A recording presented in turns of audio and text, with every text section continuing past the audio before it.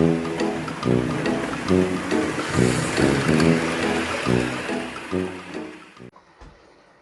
got everything. Tea, books, tangled up in this wire. Hopefully that still is working. We'll find out later on. Okay, good morning, good morning. Sorry for the bleary-eyedness of all this. Sleep has deprived me last night. Huge mouth ulcer one side of my gob, and I've got dentist this afternoon as well on the same side, so I'm not looking forward to today.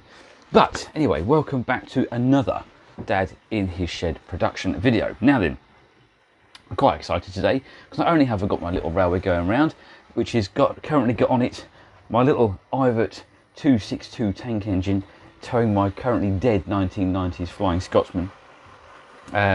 I thought I'd give the little Flying Scotsman a run out, but it can't power itself, so the little Ivert's got to tow it around. While we're on that subject, actually, I'm going to digress. So all you keen railway modelers out there, perhaps you can help me with this one, because I've come a bit of a blank with it, and my lack of knowledge has kind of like stumped me a tad. Here is the tender for my Flying Scotsman, the Ringfield motor in there. It has died a death. It is completely worn out. I've tried changing the brushes, cleaned the com on there, and it's got so much wear on there. I mean, I did use it a lot, but it's worn out now completely. Now then, I can't seem to find anywhere a new motor. I'm assuming you can't buy them anymore, or because you can't buy them. I found second-hand tenders, but you never know what you're going to get. But I've also seen, and I'll put a picture up now, of a modified modern motor which can be fitted. Does anybody know if that will fit in here? Okie dokie. I'm assuming it would do. I can't see why it wouldn't with a bit of modification. Or is there actually a part number when I can actually order a new motor for it? I'd love to get it going again, but it's currently died a bit of a death. But I digress. I'm out here to talk about Sidmouth Junction and the new layout. Now, first off, I'm very, very happy with my little creation around the top of the shed here. It has been absolutely brilliant the last week or so. Whacking little engines around. See, it makes me smile. It makes me smile. Everything that goes past here, every time. I love it. It's absolutely brilliant. It's really nice in the evenings. I'm coming out here and I've got some locos going and my little girl's on the laptop typing out little stories and stuff, and it's just nice time together in the shed. It's brilliant, absolutely brilliant. But let's talk about the plan. The plan. We have now got a plan, ladies and gentlemen. We have got a plan. And stop looking at that. You may have seen it on my Instagram post last week. I have done some reading. I have actually done a bit of reading. Now then, what I am reading is East Devon Railways and branch lines to Seaton and Sidmouth. Now then, there's a reason why I'm reading these books, and this is all part of my big grand master plan. And I thought I'd come and share my master plan with you guys. Now then, my parents live just down the road, and I had them round there a little while ago, and I was talking about my big plans, and I think they love getting involved with things that I do. I've always got a project on the go somewhere, and I mentioned to my mum about having a model railway in here, and she got all nostalgic about the railway where she lived. Now, she comes from a very tiny little town in Devon called Ottery St Mary. Lovely little place, absolutely beautiful little place. And Ottery St Mary, years ago, and she was a child, she remembers it having a railway station there. I think the building's still there, but it's now something completely different. The branch line's gone, but she remembers getting on the train at Ottery and going up to Sidmouth Junction.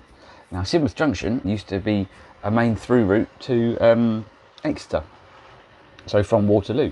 So Waterloo to Exeter, lots of stops on the way, but it'd be like, you know, Sidmouth Junction was quite an important one. Then we'd get to Exeter and it would branch off to Ilfracombe and Plymouth.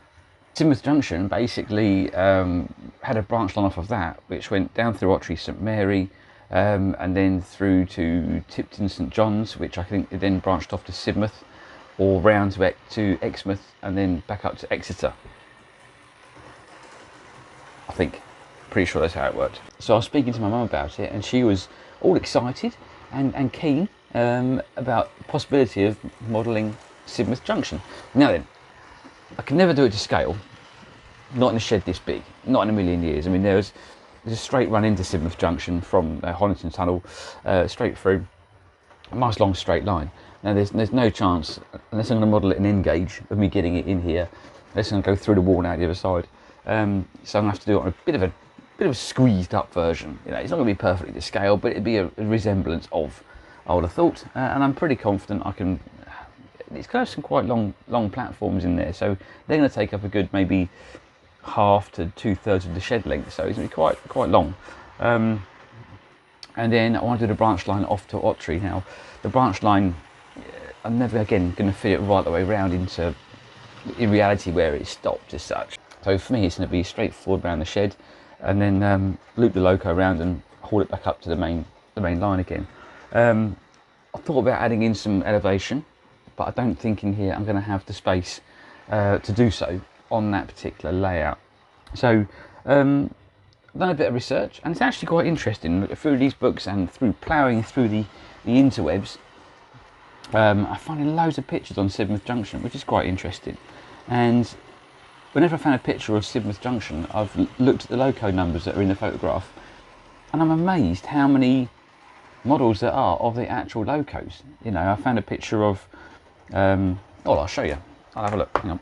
So the first one I come across was this photograph on the interwebs, and I found a couple of pictures of this with loco number 73110, which is a 5MT called the Red Knight.